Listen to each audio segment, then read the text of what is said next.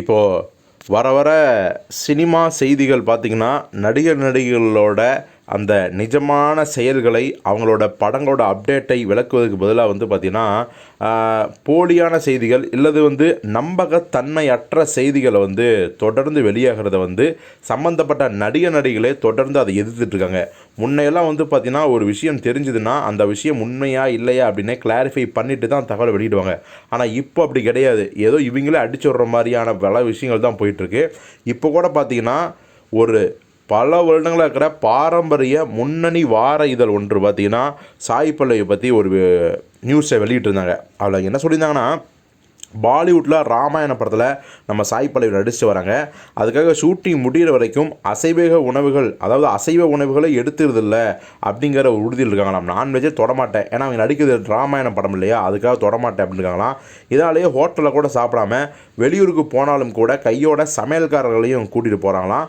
அவங்க வந்து பார்த்திங்கன்னா சைவமாக சமைச்சு கொடுக்குறாங்களாம் அப்படிங்கிற நியூஸை வந்து பிரபலமான வார இதில் வந்து நியூஸாக வெளியிட்டிருந்தாங்க. இதை பார்த்து சாய் பல்லவியை செம்ம காண்டாயிட்டாங்க. அவங்க என்ன சொல்லியிருக்காங்க அப்படின்னா, நிறைய நேரம் எல்லா டைமுமே இந்த மாதிரியான அடிப்படைத்தன்மை இல்லாத ஆதாரத்தன்மை இல்லாத வதந்திகளுக்கெல்லாம் நான் பதில் சொல்லவே மாட்டேன், சைலண்டாக போயிடுவேன்.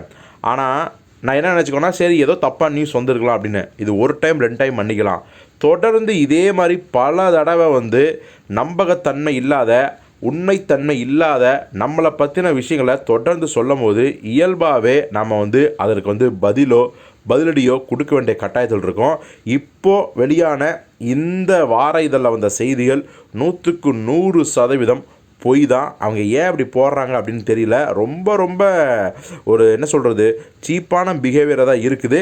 ஸோ நெக்ஸ்ட் டைம் இதே மாதிரி வந்து இந்த மாதிரி செய்திகள் வெளியானீங்கன்னா கண்டிப்பாக நான் வந்து பார்த்திங்கன்னா அதுக்குரிய நடவடிக்கையை எடுப்பேன் அப்படின்னு சொல்லியிருக்காங்க. லீகலாகவே எடுப்பேன் அப்படின்னு சொல்லியிருக்காங்க. ஸோ அந்த எந்த இதழ் அப்படிங்கிறதையும் பார்த்திங்கன்னா அவங்க வந்து அப்படியே ஷேர் பண்ணி மென்ஷன் பண்ணி டேகெல்லாம் போட்டு ஐ டவுட் யுவர் கிரெடிபிலிட்டி அப்படின்னே போட்டாங்க. ஸோ இதுக்கு மேலே என்ன வேணும்?